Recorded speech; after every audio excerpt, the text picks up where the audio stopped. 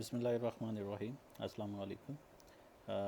Today is our third lecture, and in this lecture, we are going to revise a few concepts from automata theory. Here you can see the lecture's objective or headlines of today's lecture. आज हम will review context free grammar. आपको पता होगा कि last time हमने जैसे बात की थी कि हमारे पास रेगुलर एक्सप्रेशन एक बड़ा कह लें कि एक ज़बरदस्त एक तरीका है लैंग्वेजेस को एक्सप्रेस करने का, कॉम्प्लेक्स लैंग्वेजेस को जिनके ग्रामेटिकल रूल्स अगर हम वर्बली या हम एक स्टेटमेंटल फॉर्म में लिखें तो अच्छे खासे रूल्स अगर हमें वो डिफ़ाइन करने पड़ जाएं, लेकिन उसका एक बड़ा एक कॉम्पैक्ट वे ये है कि हम उनको रेगुलर एक्सप्रेशन के ज़रिए एक्सप्रेस कर सकते हैं। अलबत्ता रेगुलर एक्सप्रेशन की कुछ लिमिटेशंस हैं। ऑटोमेटा थ्योरी का कोर्स चूँकि आप पढ़ चुके हुए हैं और हम जस्ट रिवाइज़ कर रहे हैं कुछ कॉन्सेप्ट्स, उसके बाद फिर हम मूव करेंगे next branch of theory of computation पे। तो उसमें आपने रेगुलर एक्सप्रेशन जब पढ़ा तो उसमें फिर आप उसकी लिमिटेशंस भी देखते हैं कि कुछ ऐसी लैंग्वेजेस हैं जिनके लिए रेगुलर एक्सप्रेशन नहीं बनाया जा सकता या रेगुलर एक्सप्रेशन बन नहीं सकता, क्योंकि जो रूल्स हैं रेगुलर एक्सप्रेशंस के या रेगुलर एक्सप्रेशन लिखने के वो अलाउ नहीं करते कि हम उस लैंग्वेज को डिफ़ाइन कर सकें। जैसे कि कई लैंग्वेजेस ऐसी हैं जो कि रेगुलर लैंग्वेजेस नहीं हैं क्योंकि उनके लिए रेगुलर एक्सप्रेशन नहीं लिखा जा सकता। For example AN BN is a well known example of such languages. या फिर आप कह सकते हैं कि पैलेंड्रोम, इक्वल, ये कुछ ऐसी लैंग्वेजेस हैं जिनके लिए आप रेगुलर एक्सप्रेशन नहीं लिख सकते। तो फिर इसका हमारे पास सॉल्यूशन ये है कि हमें एक नया तरीका डिफ़ाइन करना पड़ता है कई, ताकि हम उन लैंग्वेजेस को भी एक्सप्रेस कर सकें जिनके लिए हम रेगुलर एक्सप्रेशन नहीं लिख पाते। तो उसमें जो नेक्स्ट एक बहुत वेल नोन तरीका है वो है कॉन्टेक्स्ट फ्री ग्रामर। टॉपिक ही आप ऑलरेडी पढ़ चुके हैं और हम आज के लेक्चर में जस्ट इसका एक रिव्यू देखेंगे। बाकी आप इसको आपके पास एक वीक है, इस वीक के अंदर प्रैक्टिस करें, अच्छे तरीके से रिवाइज़ कर लें इन कॉन्सेप्ट्स को, ताकि अगर हमें कहीं पे CFG की ज़रूरत पड़े तो आप उसको समझ सकें कि CFG बेसिकली किस तरह से वहाँ पे काम करेगी। तो लेट्स स्टार्ट द लेक्चर जी। Okay, first of all, here you can see the definition of context-free grammar. ये मैंने मार्टिन की बुक में से लिया है। रेफरेंस नीचे गिवन है कि चैप्टर 4 के अंदर CFG को कवर किया गया है in Martin's book, and in Cohen's book this topic is covered in chapter number 13। तो कॉन्टेक्स्ट फ्री ग्रामर है क्या? कॉन्टेक्स्ट फ्री ग्रामर के अंदर इज़ अ 4 टपल ग्रामर। इसके अंदर 4 तरह की कह लें कि कुछ चीज़ें इन्वॉल्व हैं।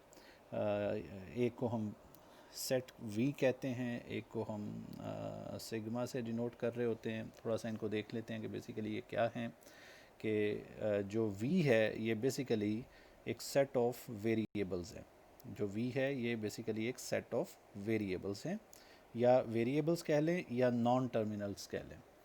तो यूजुअली हम इन वेरिएबल्स को या नॉन टर्मिनल्स को कैपिटल लेटर के साथ लिखते हैं। अलबत्ता ये है कि अगर कोई अपनी अलग से कोई नोटेशन इंट्रोड्यूस करवाना चाहे तो वो एक अलग बात है। जिन बुक्स को हम फॉलो कर रहे हैं उसमें इन्हें कैपिटल लेटर्स के साथ लिखा जाएगा। तो डिपेंड करता है कि आप जिस लैंग्वेज को एक्सप्रेस करने जा रहे हैं उस लैंग्वेज के लिए आपको कितने वेरिएबल्स रिक्वायर्ड हैं। तो ये कोई हार्ड एंड फास्ट और फिक्स्ड नहीं है कि जी इतने वेरिएबल्स होने चाहिए। ये डिपेंड करता है कि आपको किसी लैंग्वेज को डिफ़ाइन करने के लिए जो नंबर ऑफ़ वेरिएबल्स रिक्वायर्ड हैं वो कितने हैं और आप उनका क्या नाम रखना चाहते हैं। एक बात अलबत्ता जो बड़ी लाजमी है कि एक नॉन टर्मिनल या वेरिएबल ज़रूर हुआ करेगा इस सेट में, क्योंकि ये सेट एम्प्टी नहीं हो सकता। कम से कम एक नॉन टर्मिनल हर लैंग्वेज को डिफ़ाइन करने के लिए जो CFG बनाई जाएगी उसमें ज़रूर होगा, और वो नॉन टर्मिनल हम कहेंगे कि S होगा। S क्यों होगा? S फॉर स्टार्ट, यानी एक स्टार्टिंग, यहाँ से हम स्टार्टिंग सिंबल है, यहाँ से स्टार्ट किया जाएगा वर्ड डिराइव करना।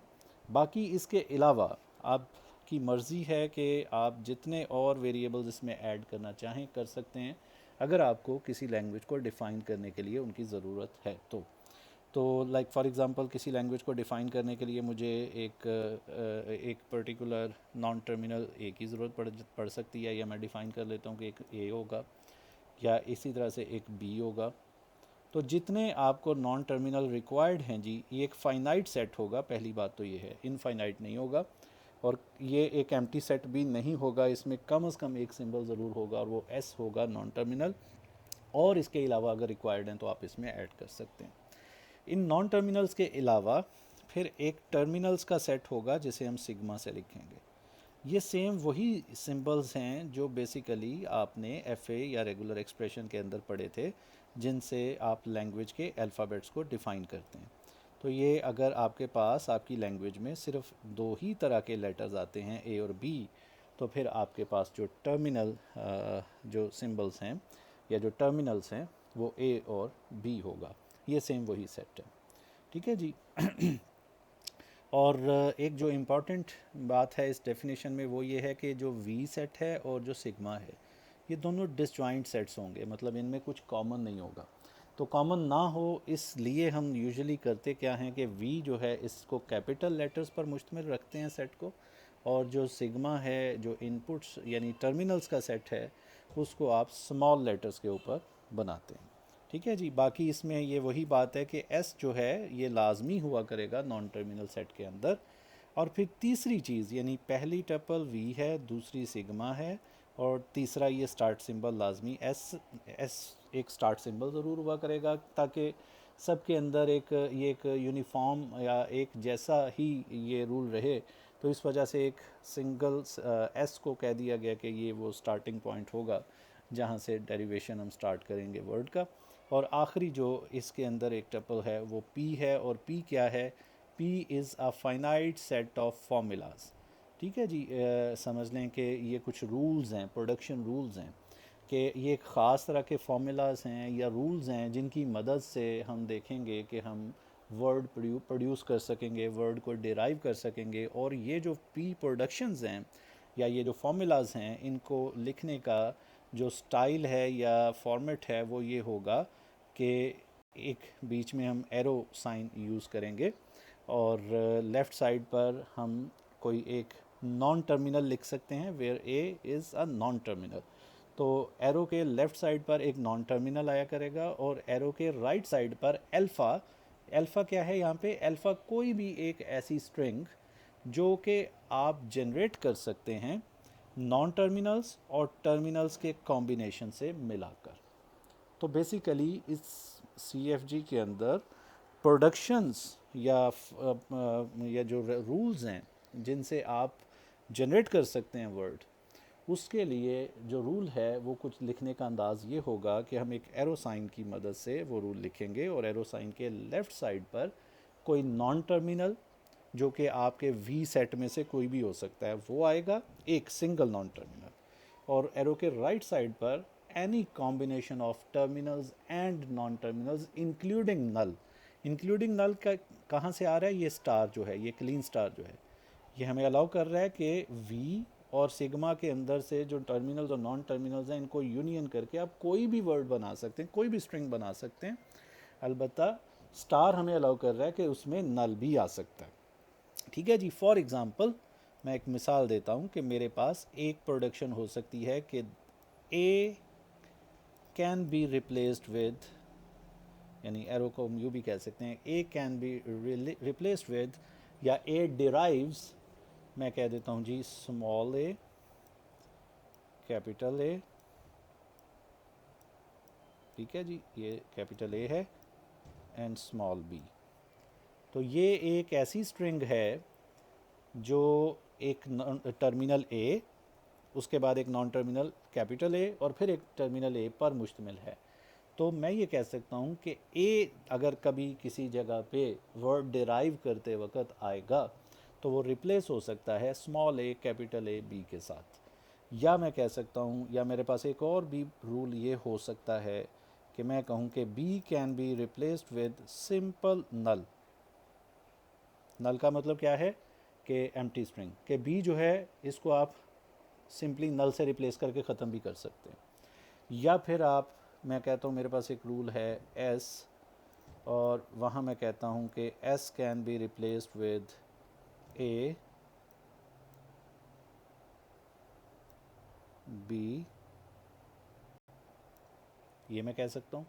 और एक और मैं कहता हूँ जी, रूल बना देते हैं कि A then A can also be replaced with, पहला रूल था कि A can be replaced with a capital A B, और एक और रूल बना देता हूँ कि A can also be replaced with simple A. तो ये क्या हैं, ये 4 रूल्स हैं, ग्रामेटिकल रूल्स हैं, जो मैंने अभी तो खैर बिना सोचे समझे किसी लैंग्वेज को जहन में रखे बगैर ये बना दिए हैं। तो फिर भी मैंने जो ये रूल्स बनाए हैं, ये रूल नंबर 1, ये रूल नंबर 2, ये रूल नंबर 3, और ये रूल नंबर 4, जो मैंने 4 रूल्स बना दिए हैं। अब आप समझें कि इन 4 रूल से भी कोई ना कोई लैंग्वेज ज़रूर डिफ़ाइन हो रही होगी। वो लैंग्वेज क्या है उस पर फ़िलहाल बहस नहीं है, क्योंकि मैंने इसे रैंडमली ऐसे ही बस लिख दिया है। तो अब बेसिकली ये जो मैंने आपके सामने एक वी सेट को, यानी नॉन टर्मिनल्स के सेट को डिफ़ाइन कर दिया, टर्मिनल्स के सेट को डिफ़ाइन कर दिया, और 4 प्रोडक्शन रूल्स बना दिए, 4 ग्रामेटिकल रूल्स बना दिए। तो यूँ समझ लें कि मैंने एक लैंग्वेज एक्सप्रेस करने का के लिए ग्रामर लिख दी है। अब इस ग्रामर से आप एक ऐसी लैंग्वेज जिसको कि ये 4 रूल्स डिफ़ाइन कर रहे हैं, उस लैंग्वेज का हर वर्ड जनरेट कर सकते हैं। फॉर एग्ज़ाम्पल, कैसे डिराइव करना है, यानी वर्ड जनरेट करना किसी ग्रामर से, उस लैंग्वेज का, जिस लैंग्वेज को वो ग्रामर एक्सेप्ट कर रही है या डिफ़ाइन कर रही है, उसका वर्ड जनरेट करने को हम ये भी कहते हैं वर्ड डिराइव करना। ठीक है जी, तो let's derive some words from this grammar. For example, और हमेशा जो डेरिवेशन स्टार्ट होगा, याद रखें कि डेरिवेशन हमेशा जो स्टार्ट होगा वो स्टार्टिंग सिंबल एस से हुआ करेगा, नॉन टर्मिनल एस से हुआ करेगा। फॉर एग्ज़ाम्पल मैं कहता हूँ जी कि एस मेरे पास जो है, यहाँ से मैंने स्टार्ट लेना है, और हर वो वर्ड जो मैं एस से स्टार्ट करके ये ग्रामेटिकल रूल्स चारों बारी बारी या जब भी ज़रूरत पड़े अप्लाई करके एक जितनी स्ट्रिंग्स ऑफ टर्मिनल्स मैं जनरेट कर सकता हूँ, ऐसी तमाम स्ट्रिंग्स जिनमें कोई नॉन टर्मिनल ना आता हो, वो सारी स्ट्रिंग्स इस लैंग्वेज के वर्ड्स होंगे। फॉर एग्ज़ाम्पल, एस से स्टार्ट किया, और एस पर मैंने रूल, मेरे पास 4 में से कौन सा रूल अप्लाई हो सकता है। तो अगर मैं चारों रूल्स को देखूं, तो पहला रूल ये कहता है कि A can be replaced with some string, दूसरा रूल कहता है B can be replaced with some string, तीसरा रूल कहता है S can be replaced with some string, और चौथा कहता है कि A can also be replaced with some string. तो 4 रूल्स हैं, इनमें से मेरे पास एस को मैं रिप्लेस करना चाह रहा हूँ, क्योंकि मेरे पास स्टार्टिंग सिंबल एस ही है जहाँ से मैं स्टार्ट ले रहा हूँ। तो सिर्फ तीसरा रूल अप्लाई हो सकता है, rule number 3 can only be applied. और रूल नंबर 3 ये कहता है कि S can be replaced with A B. यहाँ पे मैं डबल एरो कुछ इस तरह का बनाऊंगा, और मैं कहूँगा जी एस की जगह पे मैंने लिख दिया ए बी। अब आगे इस डेरिवेशन को चलाते हैं। अब मेरे पास स्ट्रिंग आ गई, इसे वर्किंग स्ट्रिंग कहते हैं। पहले मेरे पास वर्किंग स्ट्रिंग थी एस, एस से मेरे पास वर्किंग स्ट्रिंग बन गई ए बी। ए बी से अब आगे डेरिवेशन चलाते हैं। तो मैं अगर देखूं तो A can be replaced with simple small A. तो मैं अगर यहाँ पे रूल नंबर 4 अप्लाई करूँ, तो मैं कहूँगा कि इस ए की जगह पे स्मॉल ए लिखा जा सकता है। तो मेरे पास अब जो वर्किंग स्ट्रिंग बनेगी वो होगी स्मॉल ए कैपिटल बी। तो याद रखें कि सिर्फ कैपिटल लेटर्स, जिन्हें नॉन टर्मिनल्स या वेरिएबल्स कहा जा रहा है, वो रिप्लेस हो सकते हैं आगे किसी स्ट्रिंग के साथ, जबकि स्मॉल लेटर्स या जो टर्मिनल्स हैं वो आगे किसी स्ट्रिंग के साथ रिप्लेस नहीं हो सकते, क्योंकि आपके पास जो ग्रामेटिकल रूल्स हैं उनमें आप देखें हमेशा हर रूल के अंदर लेफ़्ट साइड पर एरो के नॉन टर्मिनल ही आ सकता है। तो इट मीन्स के नॉन टर्मिनल तो स्ट्रिंग को आगे बढ़ा सकता है, टर्मिनल आगे नहीं बढ़ा सकता। तो इसका मतलब ये जो ए है ये तो फिक्स हो गया, ये अब किसी के साथ आगे रिप्लेस नहीं हो सकता। लेकिन ये जो बी है, इस बी को मैं अगर देखूं तो मेरे पास एक ही रूल है, कि जो रूल नंबर कौन सा है, सेकंड। तो बी के ऊपर सिर्फ सेकंड रूल अप्लाई हो सकता है कि जी B can be replaced with simply null. ठीक है जी, और आप जानते हैं कि नल जो है अगर अकेला हो तो आप उसे लिखते हैं, और अगर नल जो है वो किसी स्ट्रिंग के बीच में लिखा हुआ है, शुरू में लिखा हुआ है, आखिर में लिखा हुआ है, तो उसे आप नहीं लिखते। तो लिहाजा ये एक स्ट्रिंग का पार्ट है नल, तो आप यहाँ पे नल को ख़त्म करके कह सकते हैं सिर्फ ए रह जाएगा, because null is empty string. तो यहाँ पे अब डिराइव क्या हुआ, ए। ये आप देख सकते हैं, ये अब मेरे पास एक वर्ड है या एक ऐसी फॉर्म आ गई है मेरी वर्किंग स्ट्रिंग की कि जो फर्दर आगे और ज़्यादा आगे कंटिन्यू नहीं रह सकती। एक स्ट्रिंग जिसमें सिर्फ टर्मिनल्स हों वो एक ऐसी स्ट्रिंग होती है जिसे आप कह सकते हैं ये स्टॉपिंग, यानी एक समझ लें ये उस लैंग्वेज का वर्ड है, अब इसके आगे फर्दर इसे कंटिन्यू नहीं किया जा सकता। तो एक बात यहाँ से फिर डेराइव हुई या कंक्लूड हुई कि वो लैंग्वेज जिस लैंग्वेज को ये ग्रामर जो मैंने बनाई है एक्सेप्ट करती है, उस लैंग्वेज में एक वर्ड लाजमी एग्जिस्ट करता है, वो है ए। ठीक है जी, ए इस लैंग्वेज का वर्ड है। क्यों वर्ड है? क्योंकि मैंने उसे डिराइव करके देख लिया है इस लैंग्वेज से। This is called derivation. ये जो चीज़ है इसको कहते हैं जी डेरिवेशन, इसे डेरिवेशन कहते हैं। एक और बी वर्ड यहाँ से डिराइव किया जा सकता है कि फॉर एग्ज़ाम्पल, एक और वर्ड जो डिराइव किया जा सकता है कि अगर मैं जब मैं ये डेरिवेशन कर रहा था या डिराइव कर रहा था वर्ड, तो मैंने यहाँ से इस ए बी की, यानी मैंने कहा कि जी S can be replaced with A B, और यानी ये मैंने कौन सा रूल अप्लाई किया, रूल नंबर 3 अप्लाई किया था।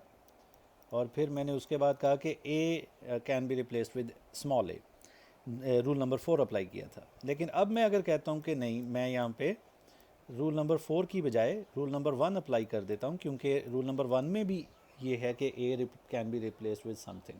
तो अगर मैं रूल नंबर 1 अप्लाई करता हूँ तो मैं यहाँ पे कहूँगा कि A can be replaced with, यानी capital A can be replaced with small a, capital A, then small b, and then capital B. तो ये अब मेरी वर्किंग स्ट्रिंग बन गई। अब इस वर्किंग स्ट्रिंग को अगर मैं आगे लेके चलूँ तो यहाँ से स्मॉल ए तो खैर किसी से रिप्लेस नहीं हो सकता, इसकी तो जगह यही रहेगी। फिर आगे कैपिटल ए है। अब अगेन कैपिटल ए को मैं दोनों में से फिर पहला रूल भी अप्लाई कर सकता हूँ, चौथा भी कर सकता हूँ। तो अब सपोज़ मैं यहाँ पे रूल नंबर 4 अप्लाई कर देता हूँ, तो अब कैपिटल ए की जगह पे स्मॉल ए आ जाएगा। यानी यहाँ पे रूल नंबर कौन सा अप्लाई किया मैंने, 4। तो अब कैपिटल ए की जगह पे स्मॉल ए आ गया। फिर आगे बी जो है वो वैसे ही टर्मिनल है, वो तो आगे किसी से रिप्लेस नहीं हो सकता। अब उसके बाद आ जाएगा कैपिटल बी। तो अब इस स्ट्रिंग के अंदर अगर हम देखें तो इस स्ट्रिंग में A can not be replace with anything, यानी ये फर्दर कंटिन्यू नहीं हो सकता। फिर ए है, फिर बी है, ये तो ऐसे ही रहेगा। कैपिटल बी जो है that can be replaced with null according to rule number 2, ये रूल नंबर 2 के मुताबिक। तो नल जो है जब किसी स्ट्रिंग के साथ लिखा हुआ हो तो उसे ज़रूरी नहीं कि आप साथ लिखें, तो हमारे पास जो स्ट्रिंग अब बनेगी वो होगी ए एंड बी। ठीक है जी।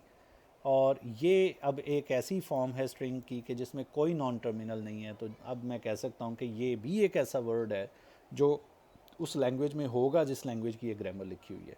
तो मैं यहाँ पे ये भी लिख सकता हूँ कि ए के अलावा इस लैंग्वेज में दूसरा जो वर्ड आ सकता है वो ए बी होगा। मेरी बात समझ आ रही है जी? आई होप कि आपको समझ आ रही होगी। और फिर इसी तरह से आप इसके और वर्ड्स जनरेट कर सकते हैं फर्दर, जितने वर्ड्स आप चाहें वो आप इसमें जनरेट करके देख सकते हैं जी। और अगेन इसमें ये एक इनफाइनाइट लैंग्वेज होगी, क्योंकि इसमें ये जो रूल है, रूल नंबर 1, ये बार बार अप्लाई हो सकता है। क्योंकि जब आप इस ए को इस स्ट्रिंग से रिप्लेस करेंगे तो फिर ये वाला जो ए है ये फर्दर दोबारा अगर यही रूल अप्लाई कर देंगे तो फिर ये दोबारा इंट्रोड्यूस हो जाएगा। और अगर ये बार बार बार बार अप्लाई करते रहें तो ये इंट्रोड्यूस होती रहेगी, स्ट्रिंग आगे बढ़ती रहेगी। तो ये जो रूल है, इस रूल की वजह से क्योंकि इसे रिकर्सिव हम कह रहे हैं कि एक तरह की ये रिकर्सिव रूल है कि कोई नॉन टर्मिनल जिस स्ट्रिंग से रिप्लेस हो रहा है उसमें वो नॉन टर्मिनल खुद फिर दोबारा आ रहा है, तो इसकी वजह से एक रिकर्जन आ गई है। तो ये इसको एक इनफाइनाइट लैंग्वेज भी बना देता है। तो अब आप ऐसे देखेंगे तो कई बेशुमार words infinite number of words इस लैंग्वेज के अंदर आ सकते हैं जो जनरेट हो सकते हैं इन 4 रूल्स को अप्लाई करके बार बार। ठीक है जी। तो ये तो तरीका था, ये तो हमने देख लिया कि सी एफ जी बेसिकली कैसे बनती है या किस तरह की होती है, उसमें प्रोडक्शंस किस तरह से होती हैं, डेरिवेशन कैसे होता है। हाँ, ये ज़रूर है क्वेश्चन कि जी आप जब डिराइव करते हैं कोई वर्ड, तो एक ये तो हमने 2 एग्जांपल्स देखी, दो कोई से 2 वर्ड बना के। लेकिन अगर सपोज़ आपसे ये कहा जाए कि मैं एक मिसाल देता हूँ कि एक वर्ड डिराइव करके बताएं कि क्या वो उस लैंग्वेज में है जिस लैंग्वेज की एक ग्रामर है, और वो वर्ड है क्या कि ए, देन अगेन ए, ठीक है, और फिर आ जाएगा एक और ए, और फिर उसके बाद मैं कह देता हूँ कि मेरे पास आ जाएगा बी, बी। तो ये क्वेश्चन है कि क्या ये जो वर्ड मैंने लिखा है क्या ये इस ग्रामर में है या कि नहीं। तो अगर आप इस ग्रामर के अंदर पहले एस, हमेशा पहले तो एस से स्टार्ट होगा, तो अगर आप एस से रूल नंबर 3 अप्लाई करेंगे तो आपके पास आ जाएगा ए बी। अगर मैं इसे शॉर्ट फॉर्म में लिख रहा हूँ, मैं एग्जैक्ट उस नोटेशन में अब नहीं लिख रहा, तो आपके पास ए बी आ जाएगा। फिर आप उस पहले जो ए है उसके ऊपर जब आप रूल नंबर 1 अप्लाई करेंगे तो फिर आपके पास आ जाएगा small a, capital A, B और कैपिटल बी आ जाएगा। फिर दोबारा उस जो अब ए, ये वाला जो ए है इस पर दोबारा रूल नंबर 1 अप्लाई करेंगे तो अब आपके पास आ जाएगा, ये तो ए पहले से था और ये जो ए है इस पर रूल नंबर 1 अप्लाई करने से ये बन जाएगा ए, कैपिटल ए, बी, और ये जो आगे बी है ये पहले से ही है ये वाला, और कैपिटल बी। और फिर अब आगे ये तो खैर टर्मिनल है, ये भी टर्मिनल है, ये नॉन टर्मिनल है, इसे रिप्लेस करने के लिए मैं रूल नंबर 4 अप्लाई कर देता हूँ। और अगर मैं रूल नंबर 4 अप्लाई करता हूँ तो यहाँ आ जाएगा A, A, A, B, B and capital B. और आखिर में कैपिटल बी के लिए रूल नंबर 2 है, तो जब मैं रूल नंबर 2 अप्लाई करूँगा तो capital B will be replace with null, जो कि नहीं बेशक आप ना लिखें, तो हमारे पास जो फॉर्म रह जाएगी वो होगी ए, ए, ए, बी और बी। तो ये वही स्ट्रिंग है जो हमने डिराइव करनी थी। तो हम यहाँ पे अब ये कहेंगे कि yes this word is derivable from this grammar, so this word is part of the language of this grammar. ठीक है जी। तो okay, here you can see a few examples of CFGs। और चूंकि आप CFGs बिल्कुल नए सिरे से या आपके लिए ये कोई एक न्यू टॉपिक नहीं है, आप ऑलरेडी CFG का कॉन्सेप्ट पढ़ चुके हुए हैं और हम सिर्फ इसको थोड़ा सा रिवाइज़ कर रहे हैं, तो इस वजह से आई होप कि आप फेमिलियर हैं इससे। अलबत्ता आपके सामने कुछ CFGs लिखी हुई हैं और क्वेश्चन ये है कि आपने गेस करना है इन CFGs की लैंग्वेजेस को। तो अगर हम क्लास में फ़िज़िकली एक दूसरे से इंटरेक्ट कर रहे होते तो फिर मैं यहाँ पे 1 बाय 1 हर CFG के बारे में आपसे पूछता कि ये किस लैंग्वेज को डिफ़ाइन कर रहा है, ये जानने के लिए कि आप कितने अच्छे तरीके से CFGs को समझते हैं। तो फ़िलहाल चूँकि ऐसा नहीं है, तो मैं चाहूँगा कि आप ख़ुद अपने तौर पे कोशिश करें कि 1 बाय 1 इन लैंग्वेजेस की इन ग्रामर्स की लैंग्वेजेस ख़ुद से आप फाइंड आउट करें। अलबत्ता मैं यहाँ पे मैं भी डिस्कस करूँगा और फिर बाद में आप मेरे साथ इसे मैच करके देख लें। तो सबसे पहले इस ग्रामर की बात करते हैं कि ये जो कह लें कि लैंग्वेज है, ग्रामर है, ये किस तरह की लैंग्वेज को डिफ़ाइन करती है।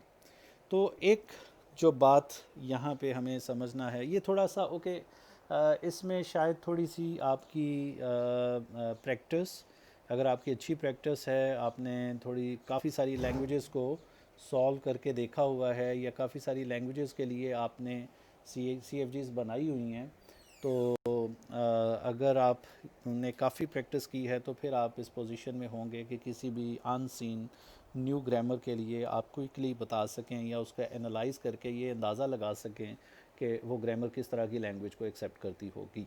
तो इसे अंडरस्टैंड करने की कोशिश करते हैं जी कि ये किस तरह की लैंग्वेज को एक्सेप्ट करती है।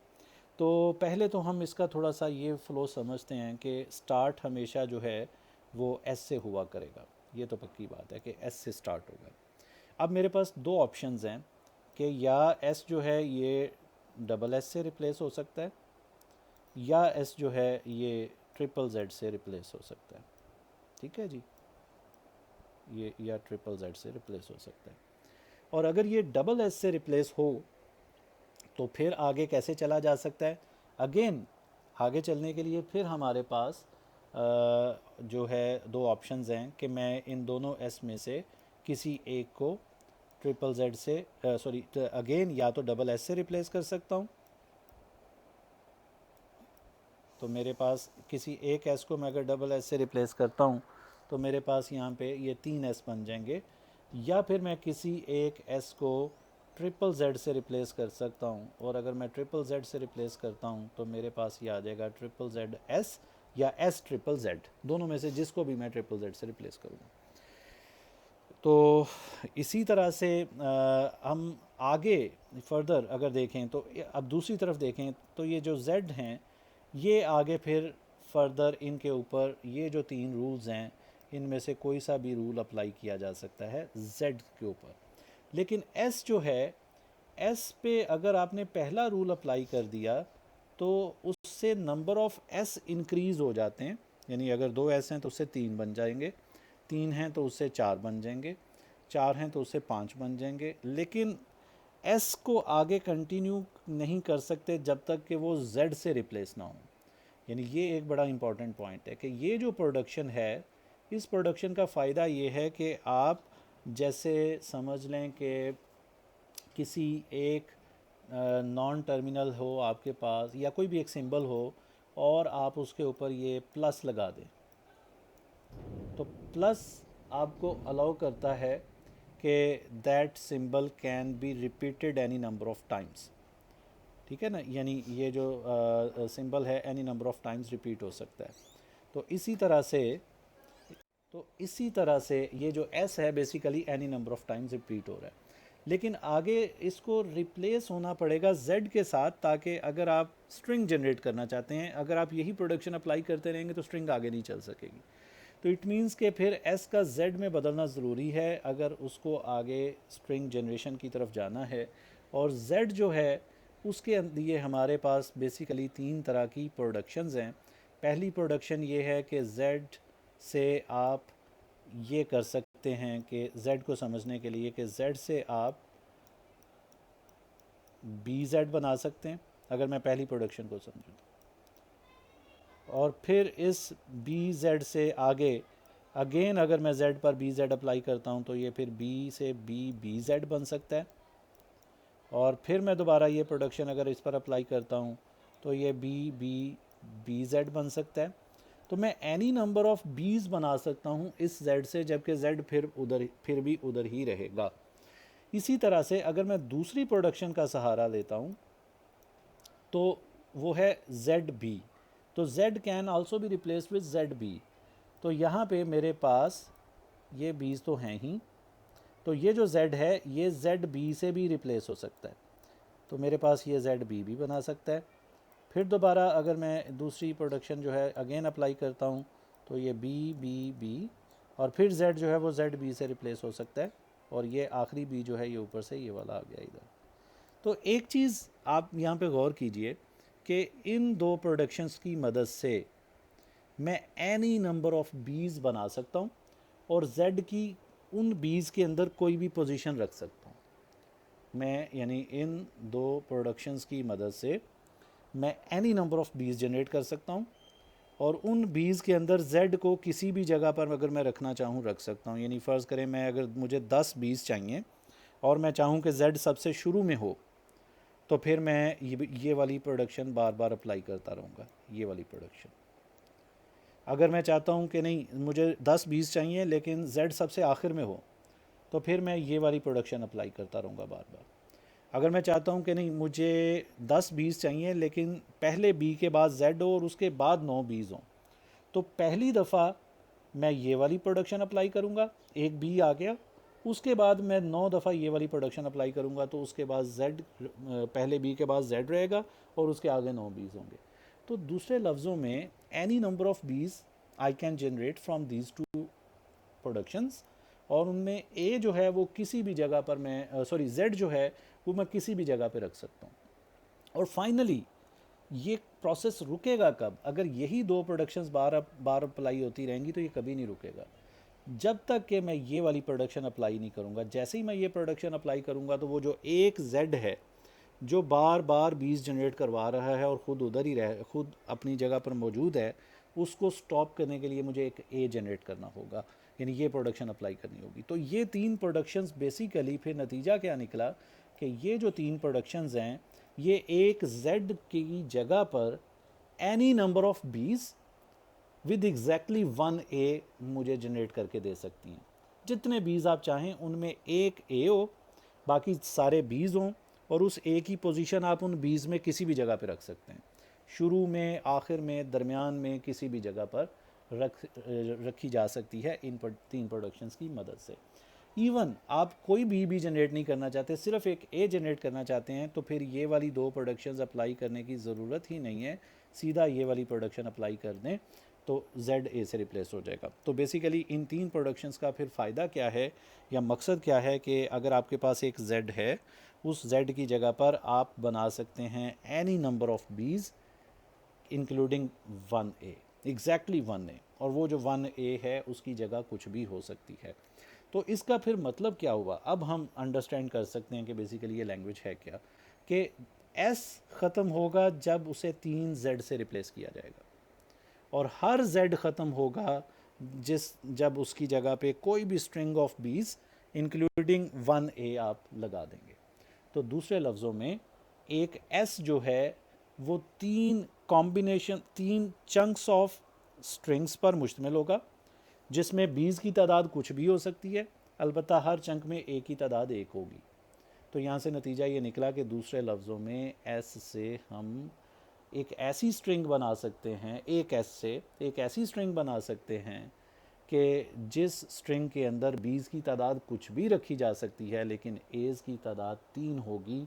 और ज़रूरी नहीं है कि वो एज़ इकट्ठे आएँ, वो इकट्ठे भी आ सकते हैं, स्कैटर्ड भी हो सकते हैं, एक शुरू में, कहीं एक दरमियान में, कोई आखिर में, जहाँ मर्ज़ी हो सकता है। तो दूसरे लफ्ज़ों में एक एस हमें अलाउ करेगा ये कि हम कोई भी स्ट्रिंग ऑफ बीज बना सकें जिसमें एग्जैक्टली 3 एज़ हों, और उन एज़ की पोजीशन कुछ भी हो सकती है बीज के विद रिस्पेक्ट। और जो ऊपर वाली फ़ाइनल प्रोडक्शन है ये हमें अलाउ करती है कि आप इस तरह के जितने मर्ज़ी एस बना लें। तो दूसरे लफ्ज़ों में अब ये फाइनली हम ये कह सकते हैं कि ये एक ऐसी लैंग्वेज है जिसके अंदर एज़ जब भी आएंगे वो 3 के मल्टीपल में आएंगे, या वो 3 ए आएंगे, अगर एस को 2 बार रिपीट किया गया तो फिर वो 6 आएंगे, अगर एस को 3 बार रिपीट किया गया तो वो 9 आएंगे, अगर वो 4 बार रिपीट किया गया तो 12 आएंगे। और बीज की तादाद कुछ भी आप रख सकते हैं, जहाँ मर्ज़ी बीज को आप बना सकते हैं। तो दूसरे लफ्ज़ों में ये एक ऐसी लैंग्वेज है जिसके अंदर बीज पर कोई बहस नहीं है, वो जितने मर्ज़ी आ सकते हैं। जो एज़ हैं उनकी तादाद जो है वो हमेशा 3 का मल्टीपल रहेगी, या वो 3 आएंगे, या वो 6 आएंगे, या 9 आएंगे। और ये ज़रूरी नहीं है कि वो सारे इकट्ठे आएँ, ये भी ज़रूरी नहीं है कि वो स्कैटर्ड आएँ, वो जहाँ मर्ज़ी आ सकते हैं। तो आई होप कि आपको थोड़ा सा ये समझ आ चुका होगा कि बेसिकली ये लैंग्वेज जो है, इस ग्रामर इस पर्टिकुलर CFG की लैंग्वेज है क्या।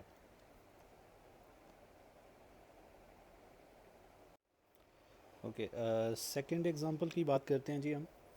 इसमें अगर हम थोड़ा सा इस लैंग्वेज को देखें तो this is comparatively easier one. इसमें अगर हम देखें तो एक थोड़ा सा आप डिफरेंस देख रहे हैं कि इसमें स्टार्टिंग सिंबल एस नहीं है, बल्कि एक ही नॉन टर्मिनल है और वो पी है। और उसी के अगेंस्ट 5 प्रोडक्शंस हैं जिनसे आप इस लैंग्वेज के वर्ड्स बना सकते हैं। तो एक तो कम से कम अगर इसकी लैंग्वेज की हम बात करें तो इसकी लैंग्वेज में एक तो कम से कम जो वर्ड हमें स्ट्रेट नज़र आ रहा है कि अगर मैं प्रोडक्शन रूल नंबर 1 अप्लाई करूं तो इसमें P directly can be replace with simply null. तो नल एक इस लैंग्वेज में वैलिड वर्ड है। दूसरा वर्ड इसमें जो आ सकता है वो ज़ीरो आ सकता है। इसी तरह से तीसरा वर्ड जो है पी को डायरेक्टली 1 से भी रिप्लेस किया जा सकता है, तो लिहाजा जो 1 है सिंपल 1 वो भी इस लैंग्वेज में आ सकता है। अच्छा, इस लैंग्वेज के लिए अगर मैं पहले वी सेट डिफ़ाइन करूँ, वेरिएबल्स का जो सेट था, जो डेफिनेशन में हमने पढ़ा था, तो इसके वी सेट में सिर्फ एक ही नॉन टर्मिनल है और वो पी है, और वही स्टार्ट सिंबल के तौर पर हम यूज़ कर रहे हैं। अलबत्ता इसमें जो अल्फ़ाबेट सेट है, अगर अल्फ़ाबेट सेट हम इसका देखें तो इसमें अल्फ़ाबेट सेट 0 1 की बजाय, सॉरी ए बी की बजाय 0 1 है। तो इसका अल्फ़ाबेट सेट जो है वो इन दो सिंबल्स पर मुश्तमिल है।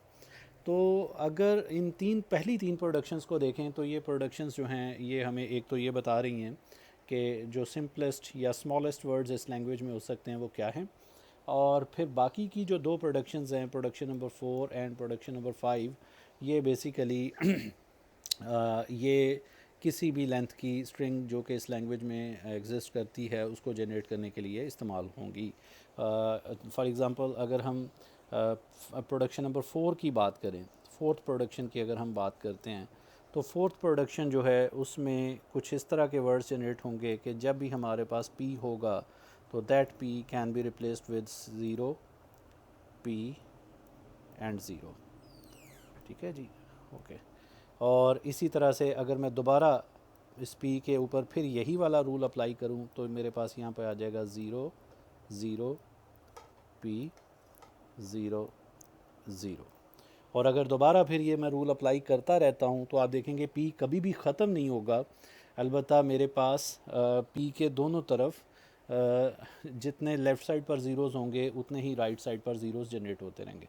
और अगर मैं इसके साथ प्रोडक्शन नंबर 5 को भी मिक्स कर दूँ, यानी मैं कह दूं कि अब मैं साथ प्रोडक्शन 5 को भी इसके साथ मिलाकर अप्लाई करता रहूं, तो फिर मेरे पास 0 0 के साथ 1 1 भी इंट्रोड्यूस हो सकते हैं। फॉर एग्जांपल अगर मैं फिफ्थ इसके ऊपर प्रोडक्शन अप्लाई करता हूं तो ये मेरे पास जो लैंग्वेज ये वर्किंग स्ट्रिंग बनेगी वो होगी 0 0, तो ये आ जाएगा एज इट इज़।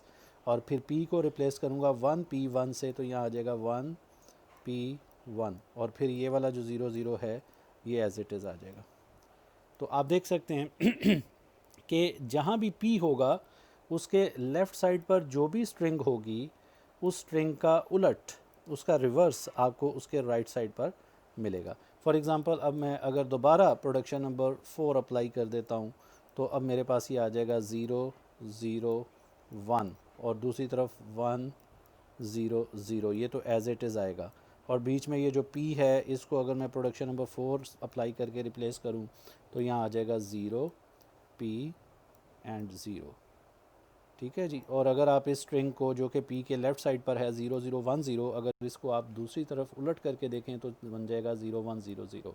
तो बेसिकली आप देख सकते हैं कि इन दो प्रोडक्शंस की मदद से मैं कोई भी एक ऐसी स्ट्रिंग बना सकता हूँ जिस स्ट्रिंग के अंदर पी की लेफ़्ट साइड वाला पोर्शन रिवर्स होके उसके राइट साइड पर आ रहा है। और बेसिकली आपको अगर डेफिनेशन याद हो पैलिंड्रोम की, तो ये एक पैलिंड्रोम लैंग्वेज बन रही है क्योंकि पहला लेटर इसका आखिरी लेटर है, उसके सेम वही है, दूसरा लेटर जो है वो सेकंड लास्ट से मैच हो रहा है, थर्ड लेटर जो है वो थर्ड लास्ट से मैच हो रहा है, फोर्थ जो है वो फोर्थ लास्ट से मैच हो रहा है। तो बेसिकली ये पैलिंड्रोम बन रही है। और फिर अगर हम पहली तीन प्रोडक्शंस को देखें तो ये वो प्रोडक्शंस हैं जिनकी मदद से इस स्ट्रिंग को रोका जा सकता है, यानी इसको आगे फर्दर अगर हम एक्सपेंड नहीं करना चाह रहे और आप स्टॉप करना चाह रहे हैं डेरिवेशन के प्रोसेस को, तो फिर आपके पास दो ऑप्शंस हैं कि या तो आप वो जो सेंट्रल पी है उसे नल से रिप्लेस कर दें या 1 से रिप्लेस कर दें, या आप उसे 0 से रिप्लेस कर दें या उसे 1 से रिप्लेस कर दें। अगर इनसे नल से रिप्लेस करेंगे तो फिर आप देखेंगे कि पी जब नल से रिप्लेस हो जाएगा तो फिर आपके पास जो स्ट्रिंग बचेगी वो इवन लेंथ स्ट्रिंग होगी, दरअसल ये इवन पैलिंड्रोम होगी। और अगर आप पी को 0 से रिप्लेस करें या 1 से रिप्लेस करें तो ये एक ऑड पैलिंड्रोम बन जाएगी जिसमें सेंट्रल जो एलिमेंट या लेटर है वो 0 भी हो सकता है और 1 भी हो सकता है। तो लिहाजा ये जो लैंग्वेज है ये पैलिंड्रोम, दोनों तरह की पैलिंड्रोम्स को डिफ़ाइन करने के लिए आप CFG इसको यूज़ कर सकते हैं। अगर आप इसमें प्रोडक्शन नंबर 1 उड़ा दें तो ये ऑड पैलिंड्रोम की लैंग्वेज बन जाएगी, और अगर प्रोडक्शन नंबर 2 और 3 उड़ा दें तो ये ओके। इन थर्ड एग्जांपल अगर हम इसको देखें तो इसमें it's a little bit different from others, कि इसमें अगर आप देखें तो ये एक बेसिकली एक अरिथमेटिक एक्सप्रेशन को डिफ़ाइन कर रही है ये लैंग्वेज, ये CFG अरिथमेटिक एक्सप्रेशन, जिसमें आप मल्टीप्लिकेशन, डिवीजन, सब्ट्रैक्शन वगैरह करते हैं, लेकिन ये उसका एक पार्ट है, ये एक उसका हिस्सा है उस CFG का। और इसको आप समझ लें कि नॉर्मली कंपाइलर्स वगैरह में जब ये उसका हम पार्सर बना रहे होते हैं सिंटेक्स चेक करने के लिए, तो आपको पता है कि आप जब आप प्रोग्रामिंग कर रहे होते हैं, प्रोग्राम लिख रहे होते हैं, तो उसमें आप अरिथमेटिक एक्सप्रेशंस लिखते हैं।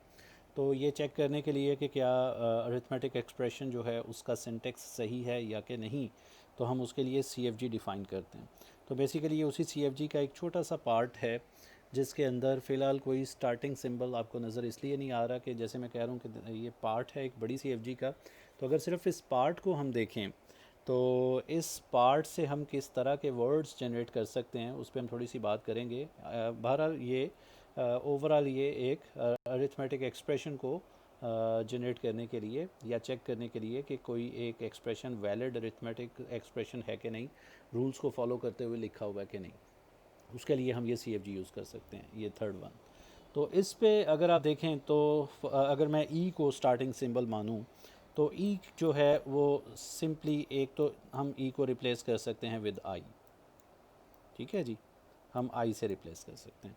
और अगर आई को हम देखें तो आई से टर्मिनल ए बी जनरेट हो सकता है, आई से टर्मिनल बी भी जनरेट हो सकता है, और फिर आई से इस प्रोडक्शन को इसको यानी 7, 8, 9 और 10th इन 4 प्रोडक्शंस को इस्तेमाल करते हुए आप आई की मदद से कोई भी ऐसी स्ट्रिंग जनरेट कर सकते हैं जिसमें 0, 1, ए और बी जितने आप चाहें उसमें वो आ सकते हों। और फाइनली आई जो है वो उसके अंदर ही रहेगा, और उस आई को फिर एट दी एंड आप रिप्लेस कर सकते हैं ए के साथ या बी के साथ। यानी फॉर एग्ज़ाम्पल अगर मैं इस आई से जनरेट करवाना चाह रहा हूँ एक स्ट्रिंग, और वो स्ट्रिंग क्या है, लेट्स से मैं कहता हूँ ए 1 0 बी ए, ये स्ट्रिंग जनरेट करवाना चाह रहा हूँ।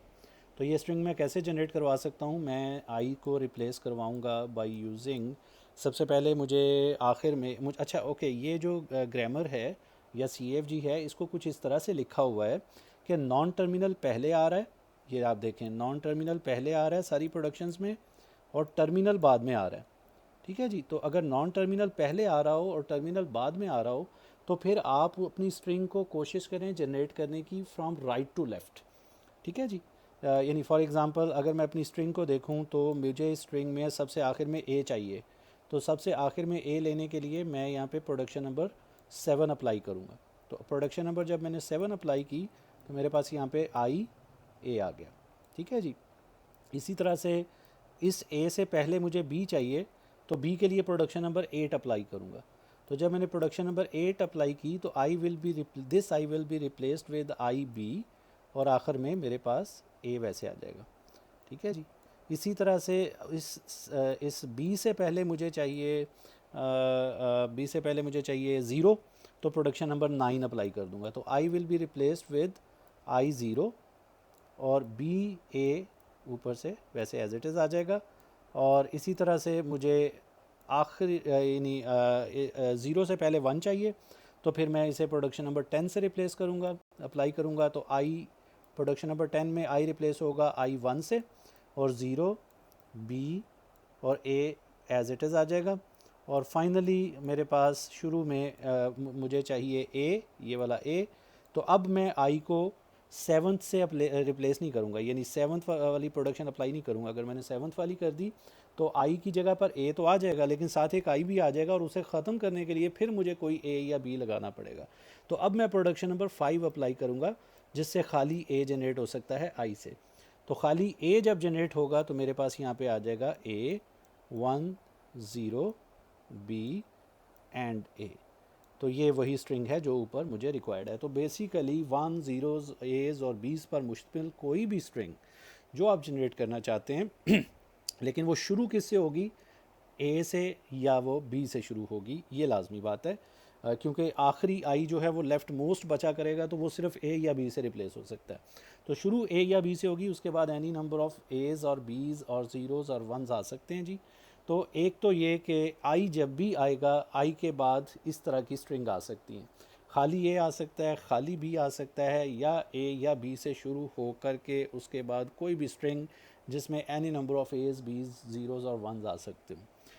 इसके अलावा जो एक्सप्रेशन है ये यानी जो ई है, ई फॉर एक्सप्रेशन, ये रिप्लेस हो सकता है ई प्लस ई से, यानी कि हम ई प्लस ई बना सकते हैं, या हम बना सकते हैं जी ई मल्टीप्लाइड बाई ई। तो अगर ई प्लस ई बना सकते हैं तो फिर उसके बाद हर ई जो है, जैसे मैंने कहा कि ऊपर, ए से रिप्लेस हो सकता है, बी से रिप्लेस हो सकता है, या any combination of a's and b's starting with either A और बी। तो लेफ़्ट साइड पर इसका मतलब कोई इस तरह का नंबर आ सकता है जो ऊपर मैंने डिफ़ाइन किया है, और राइट साइड पर भी इस तरह का कोई नंबर आ सकता है जो ऊपर डिफ़ाइन किया है, और बीच में प्लस आएगा, तो मतलब ये प्लस साइन के साथ एक एक्सप्रेशन बन जाएगा। सिमिलरली ये वाली प्रोडक्शन नंबर 3 जो है, ये मुझे मल्टीप्लिकेशन का एक्सप्रेशन अलाउ करेगी जनरेट करना, और ये वाली जो फोर्थ प्रोडक्शन है ये मुझे मुझे अगर एक्सप्रेशन कुछ इस तरह का रिक्वायर्ड है कि फ़र्ज़ कर लें कि मैं कहता हूँ जी ए प्लस बी इंटू ए प्लस बी, सपोज़ ये मुझे रिक्वायर्ड है, ये एक्सप्रेशन रिक्वायर्ड है। तो मैं इसे कैसे जनरेट करवाऊँगा? इसको जनरेट करवाने के लिए मुझे सबसे पहले देखना होगा कि मैं इसे कह सकता हूँ कि मैं जी ई से जनरेट करवाऊँगा मैं, सपोज़ ई प्लस ई, ठीक है जी। ये मैं प्रोडक्शन नंबर 2 अप्लाई करके, फिर इसी तरह से मैं पहले ई को फ़िलहाल ऐसे ही छोड़ रहा हूँ, इसको बाद में आप नीचे वाली प्रोडक्शंस अप्लाई करके कोई भी नंबर बना सकते हैं।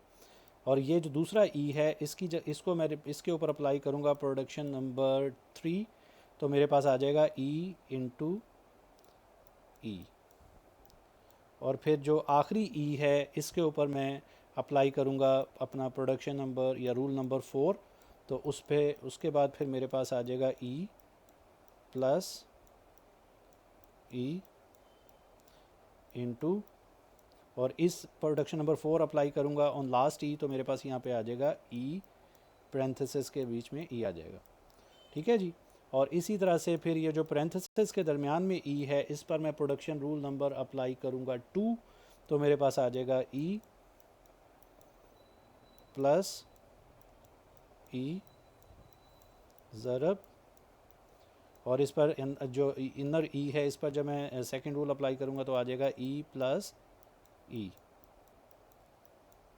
और फिर मैं अब इन तमाम ईज़ को डिज़ायर्ड स्ट्रिंग्स के साथ रिप्लेस करने के लिए नीचे वाली प्रोडक्शंस अप्लाई करूँगा, और मुझे जहाँ पे एज़ चाहिए, बीज़ चाहिए, ज़ीरोज़ चाहिए, वंस चाहिए, जो भी चाहिए मैं उसको जनरेट कर लूँगा। तो यूँ हम कोई भी arithmetic expression consisting of zero multiplications and additions और पैरेंथेसिस, वो हम यहाँ से जनरेट कर सकते हैं।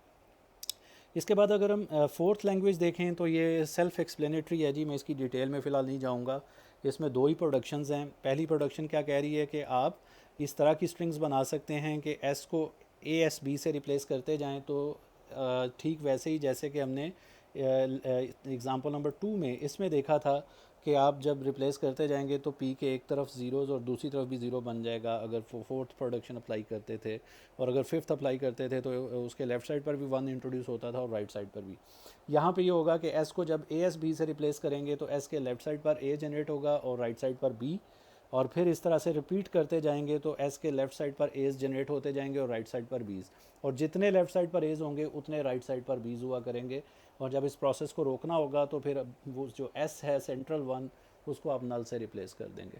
तो बेसिकली ये वो लैंग्वेज है जिसमें सारे एज पहले आएंगे, सारे बीज बाद में आएंगे, और जितने एज होंगे उतने ही बाद में बीज भी आएंगे। दूसरे लफ्ज़ों में ये A N B N language है, और एन की वैल्यू है इसमें ज़ीरो या ज़ीरो से ज़्यादा, यानी ज़ीरो नंबर ऑफ़, यानी एन को ज़ीरो रखेंगे तो नल जनरेट हो सकता है, और अगर 1 या 1 से ऊपर रखेंगे तो फिर जितने एज हैं उतने बीज भी आपको n नंबर ऑफ़ एज़ और n नंबर ऑफ़ बीज़ आपको मिल जाएंगे, और सारे एज़ पहले होंगे और सारे बीज़ बाद में होंगे। तो ये ANBN लैंग्वेज है जी बेसिकली।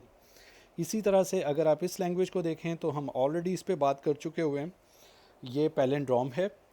अलबत्ता ये जो ऊपर एग्जांपल थी ये ऑड इवन दोनों पैलिंड्रोम्स को जनरेट करती थी। ये वाली जो लैंग्वेज है या CFG है, ये सिर्फ इवन पैलिंड्रोम को जनरेट करेगी। अगर आप इस लैंग्वेज को देखें तो ये तो बहुत ही सिंपल है कि आप देख सकते हैं कि ये जो X है इसकी जो 3 प्रोडक्शंस हैं जी, बेसिकली ये 3 प्रोडक्शंस अलाउ कर रही हैं कि आप इस X से any string of consisting of a's and b's generate कर सकते हैं इंक्लूडिंग नल। यानी दूसरे लफ्ज़ों में जिस एक्सप्रेशन को आप कहते थे A प्लस बी स्टार, तो आप इस X की मदद से A plus B star generate कर सकते हैं। ठीक है जी, क्योंकि आपको जब A चाहिए होगा तो X को AX से रिप्लेस कर दिया करें, जब B चाहिए होगा तो X को BX से रिप्लेस कर दिया करें, और जब रोकना हो प्रोसेस को तो नल से रिप्लेस कर दें। तो ये A plus B star generate कर रहा है। तो अगर आप इस एक्सप्रेशन को अब देखें कि S can be replaced with A plus B star then double A और फिर A प्लस बी स्टार, तो असल में ये वो लैंग्वेज है जिसमें हम ये अश्योर करते हैं कि हर वो वर्ड जिसमें डबल A लाजमी आए। तो ये एक रेगुलर लैंग्वेज है, इसका FA भी बन सकता है, रेगुलर एक्सप्रेशन भी बन सकता है। रेगुलर एक्सप्रेशन क्या होगा इसका, A plus B star double A और फिर A प्लस बी स्टार। तो ये वो रेगुलर एक्सप्रेशन है जो इस लैंग्वेज का है।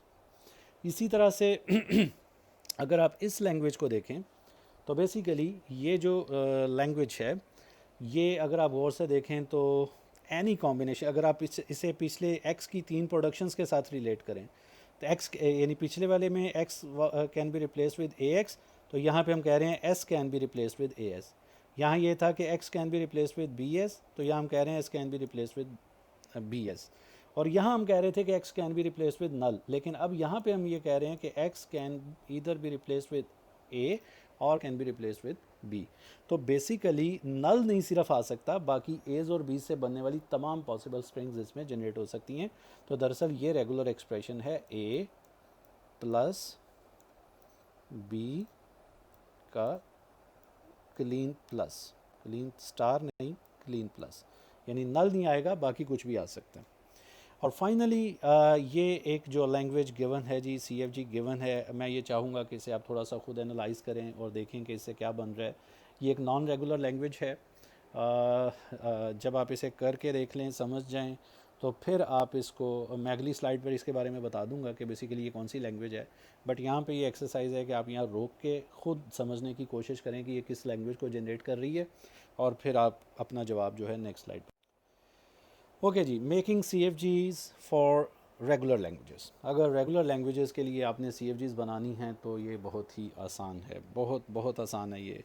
अगर आपके पास FA है तो आप FA से तो सीधा सीधा बग़ैर किसी मेहनत के आप ये CFGs बना सकते हैं जी। फॉर एग्ज़ाम्पल अगर मेरे पास मैं कोई एक यहाँ पे FA बना लेता हूँ। ये मेरे पास एक FA है, सपोज़ 2 स्टेट्स हैं उसमें, ये स्टार्ट स्टेट है, ये मैं कह देता हूँ मेरे पास फाइनल स्टेट है जी। ये मैं कह देता हूँ कि यहाँ पे मुझे A मिले, अच्छा स्टार्ट स्टेट है तो मैं इसे S कह देता हूँ, और बाकी की स्टेट्स को भी नॉन टर्मिनल कोई नाम असाइन कर दें, मैं इसे A कह देता हूँ। तो मुझे A मिले तो ये कैपिटल यानी A स्टेट पर चला जाए, B मिले तो सपोज़ इधर ही रहे, और मैं कहता हूँ जी कि इस स्टेट पर मुझे A मिले तो इधर ही रहे, और अगर मुझे यहाँ से B मिले तो इधर आ जाए। नहीं जी, ये एक सिंपल सा FA है। अगर मुझे इस FA के लिए CFG बनानी है तो मुझे क्या करना है, स्टार्टिंग सिंबल, मेरी जो स्टार्ट स्टेट है इधर, उसको मैंने S कहना है, तो S से मैं स्टार्ट करूँगा। तो S से अगर मुझे A मिले तो I can move on capital A, तो मैं यहाँ प्रोडक्शन बनाऊँगा कि A मिलने पर कैपिटल A पर मूव कर जाए, सिंपल। और S से मुझे अगर B मिले तो फिर मैं कह रहा हूँ कि वो S पर ही रहे, B के अगेंस्ट उसी स्टेट पर है, तो फिर मैं यहाँ पे कह दूँगा कि B मिलने पर इसी स्टेट पर है। A के लिए भी बता देता हूँ कि A पर मुझे अगर स्मॉल a मिले तो मैं A पर ही रह रहा हूँ अपने FA में, तो यहाँ मैं लिख दूँगा कि A मिलने से A पर ही रहे। और अगर A पर मुझे B मिले तो तब मेरा एफ ए जो है वो स्टेट एस पर मूव कर रहा है, तो ये यहाँ आ जाएगा बी एस। और फाइनली इस प्रोसेस को रोकना भी है, तो जो आपकी फाइनल स्टेट है, जितनी भी फाइनल स्टेट्स हैं उन्हें साथ नल से भी रिप्लेस करवा दें। यानी ए फाइनल स्टेट है तो A can be replace with नल, यानी जब आप यहाँ पहुँच जाए तो आप स्ट्रिंग को स्टॉप भी कर सकते हैं, नल से रिप्लेस करके उसे रोक भी सकते हैं। तो ये एक CFG बन गई जी। इसे रेगुलर ग्रामर भी कहेंगे हम। क्यों रेगुलर कह रहे हैं? क्योंकि ये एक रेगुलर लैंग्वेज के लिए है, और आपने इसको अगर आप यहाँ पे देखें कि अब आपकी जितनी रेगुलर लैंग्वेजेस हैं उनके लिए FA तो बन सकता है, और अगर FA बन सकता है तो उसका मतलब ये है कि फिर अब आप उसके लिए CFG भी बड़े आराम से बना सकते हैं। और CFG जो है वो इस तरह की होगी कि उसकी हर प्रोडक्शन जो है उसमें एक नॉन टर्मिनल जो है वो रिप्लेस हो रहा होगा एक terminal followed by a non terminal से। यानी आप इसमें हर प्रोडक्शन को देख लें, एक टर्मिनल आ रहा है, फिर उसके बाद एक नॉन टर्मिनल आ रहा है, तो सिर्फ दो ही लेटर्स पर मुश्तमिल स्ट्रिंग के साथ रिप्लेस हो रहा है हर नॉन टर्मिनल। ये रूल इस ग्रामर का है। अगर आप एक रेगुलर लैंग्वेज के लिए CFG बना रहे हैं और FA से देख के बना रहे हैं तो आप आसानी से ये बना सकते हैं। और हाँ, एक प्रोडक्शन उसमें आएगी जिसमें जितनी फाइनल स्टेट्स होंगी उनके लिए जो सिंबल आपने मखसूस किया है उन्हें आप नल से रिप्लेस कर दें। आप इसी तरह से आप रेगुलर एक्सप्रेशन को देखते हुए भी CFG बना सकते हैं। यानी फॉर एग्जांपल मैं कहता हूँ मेरे पास रेगुलर एक्सप्रेशन है A star B plus suppose B star. ये मैं एक ऐसी एग्जांपल ले लेता हूँ। तो इसकी CFG बनानी है जी। तो आप यहाँ पे क्या कह सकते हैं, आपके पास ये दो पार्ट्स हैं, जितनी प्लस साइन लगे हुए हैं उतने अलग-अलग यूनियंस उतने पार्ट्स हैं। तो आप कह दें कि जी पहला पार्ट जो है उसके लिए S can be replaced with A star है, तो मैं एक बनाता हूँ कैपिटल A। इस A से मैं A स्टार जनरेट करवाऊँगा, और उसके बाद B है तो B मैं वैसे ही लिख देता हूँ। और एक दूसरा तरीका, दूसरा हिस्सा इसका ये है कि आप B स्टार भी इससे बना सकते हैं। तो मैं कहूँगा कि S से, और मैं कहूँगा A स्टार मैंने A से जनरेट करवाना है, तो B स्टार जो है वो मैं कैपिटल B से जनरेट करवा लूँ। हालांकि इसे लिखने की वैसे ज़रूरत नहीं है, इस तरह से पहले B पे लेके जाएं फिर B स्टार बनाएं, डायरेक्ट भी बनाया जा सकता है, लेकिन बहरहाल मैंने इसे आसानी के लिए यूँ कर दिया कि दो मेरे पास हिस्से थे मेरे रेगुलर एक्सप्रेशन के जो इंडिपेंडेंट थे एक दूसरे से। तो दोनों मैंने दो प्रोडक्शंस इसकी बना दी। अगर तीन होते तो मैं तीन बना देता और हर एक को इंडिपेंडेंटली इंडिविजुअली मैं डील कर लेता। तो इसी तरह से अब A, ये जो कैपिटल A है, इससे हमने क्या बनाना है, A स्टार। तो A स्टार बनाने का तरीका वही है कि स्मॉल a और कैपिटल A। अब इस A से जितने मर्ज़ी आप A's बना सकते हैं, और जब आपने ये प्रोसेस रोकना हो तो आप इस A को नल से रिप्लेस कर दें। ये दो प्रोडक्शंस हैं, मैंने दोनों को और करके इकट्ठा लिख दिया यहाँ पे, तो ये भी एक नोटेशन है, आप इस तरह भी लिख सकते हैं।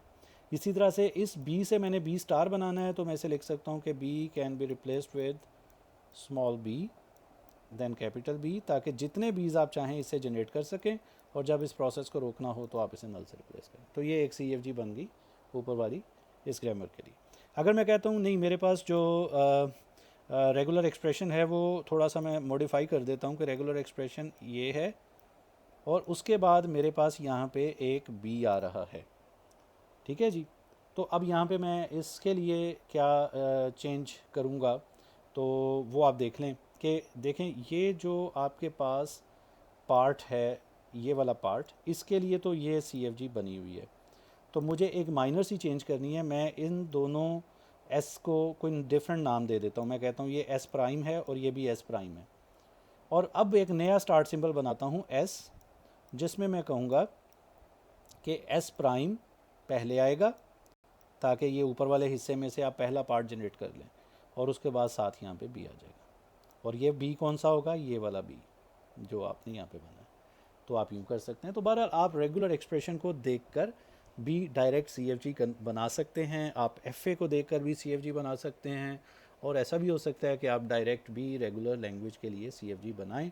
तो here you can see a few examples of regular languages like all strings, के कुछ भी जनरेट करना है उसकी CFG क्या होगी। बड़ी सिंपल है कि हम जैसे कि पहले कह चुके हुए हैं कि S can be replaced with AS, जितने A चाहिए होंगे इससे जनरेट कर लिया करेंगे, BS जितने B's चाहिए होंगे इससे जनरेट कर लिया करेंगे, और जब प्रोसेस रोकना होगा तो नल से। नल से इसलिए क्योंकि नल इस लैंग्वेज का पार्ट है, और डायरेक्टली भी एस को सिंपली नल से रिप्लेस कर दें तो खाली नल भी जनरेट हो जाएगा इसमें। इसी तरह से स्टार्टिंग विद ए, अगर आप दूसरी लैंग्वेज की बात करें तो स्टार्टिंग विद ए में क्या है कि S can be replace with, अगर मैं डायरेक्ट बनाऊँ तो शुरू में ए आएगा और उसके बाद क्या आ सकता है, कुछ भी आ सकता है। तो कुछ भी आ सकता है, तो कुछ भी आ सकने के लिए मैं यहाँ पे एक्स एक वेरिएबल बना लेता हूँ, और जैसे मैंने ऊपर एस से कुछ भी जनरेट करवाया था, इस एक्स से भी कुछ भी जनरेट करवा सकता हूँ। उसके लिए मुझे क्या प्रोडक्शंस बनानी होंगी, A X B X and null, तो कुछ भी जनरेट हो जाएगा इसमें।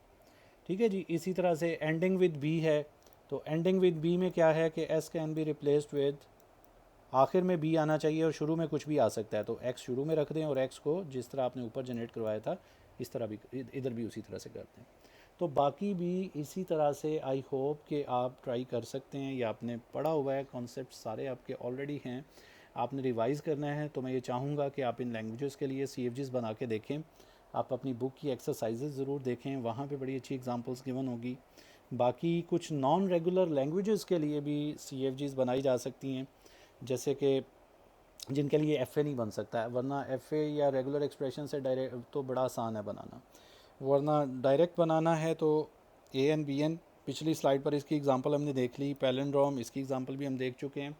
और इक्वल लैंग्वेज, अगर आप पिछली स्लाइड पर वो एग्जांपल देखें जो मैंने कहा था कि नेक्स्ट स्लाइड पर मैं इसका आंसर आपको बताऊंगा, तो दरअसल वो इक्वल लैंग्वेज की CFG थी, जिसमें रूल ये होता है कि आपकी उस लैंग्वेज के हर वर्ड में जितने एज आएंगे उतने ही बीज आएंगे। तो ये एक बहरहाल कुछ एग्जांपल्स हैं। मैं ये चाहूँगा कि आप थोड़ा सा रिवाइज़ कर लें अपने कॉन्सेप्ट्स को, कुछ एग्जांपल्स की बनी बनाई CFGs लें, या उनकी लैंग्वेज गेस करने की कोशिश करें, और कुछ आप लैंग्वेजेस लें और उनकी CFG बनाने की कोशिश करें, और फिर उनको मैच करके देखें अपने रिज़ल्ट्स को। तो यही एक तरीका है इसको प्रैक्टिस करने का। फाइनली आखिरी जो एक यहाँ पे पॉइंट है, तो वो ये है कि can you construct CFG for AN BN AN। तो ये एक लैंग्वेज है, AN BN के लिए तो बन सकती है, लेकिन क्वेश्चन ये है कि क्या AN BN और फिर अगर उतने, यानी इस लैंग्वेज का मतलब है कि n नंबर ऑफ़ एज आएंगे, n की वैल्यू कुछ भी आप रख सकते हैं, फिर उतने ही n नंबर ऑफ़ बीज आएंगे और उतने ही फिर एज आएंगे, तो क्या इसके लिए हम CFG लिख सकते हैं या कि नहीं। तो वैसे तो इसका आंसर है नो, क्योंकि हमारी CFG की जो एक्सप्रेस करने की पावर है उसमें ये इतनी एबिलिटी नहीं है, कैपेबिलिटी नहीं है कि वो इस लैंग्वेज को भी डिफ़ाइन कर सके, एक्सप्रेस कर सके। इसके लिए हमें थोड़ा सा फिर अपने आप को एक नेक्स्ट लेवल पर लेके जाना होगा। उसकी वजह क्या है, उसकी वजह बड़ी क्लियर है जी, कि ये कॉन्टेक्स्ट फ्री ग्रामर है। कॉन्टेक्स्ट होता है किसी चीज़ के आगे पीछे देखकर फिर उसके बारे में डिसाइड करना कि अब इसके लिए हमें क्या करना है। कॉन्टेक्स्ट उसका सियाको सबाक जो है, तो कॉन्टेक्स्ट फ्री है, तो इट मीन्स वो सियाको सबाक को नहीं देख रही, क्योंकि आपने देखा कि जब हम डेरिवेशन करते हैं किसी वर्ड के लिए, डिराइव करके देखते हैं उसे, तो आपने देखा कि जब भी कोई नॉन टर्मिनल हम रिप्लेस करते हैं, सीधा उस नॉन टर्मिनल को पकड़ के उसकी किसी भी प्रोडक्शन से रिप्लेस कर देते हैं। लेकिन हम कभी भी ये ख्याल नहीं करते कि अगर हमारे पास सपोज़ एक वर्ड जो है वो कुछ ये जनरेट हुआ है A तो अब हमने ये A रिप्लेस करना है, तो CFG तो कहती है भाई इस A की जितनी भी प्रोडक्शंस हैं उसमें से जो आपको चाहिए वो अप्लाई कर दें। लेकिन क्या अगर क्या ऐसा हो सकता है या ऐसी कभी ज़रूरत पड़ सकती है कि भाई इस A के ऊपर प्रोडक्शन फ़लाँ अप्लाई करो अगर इससे पहले A आए, लेकिन अगर इससे पहले B आ रहा था तो फिर इसके ऊपर कोई और प्रोडक्शन सपोज अप्लाई करो।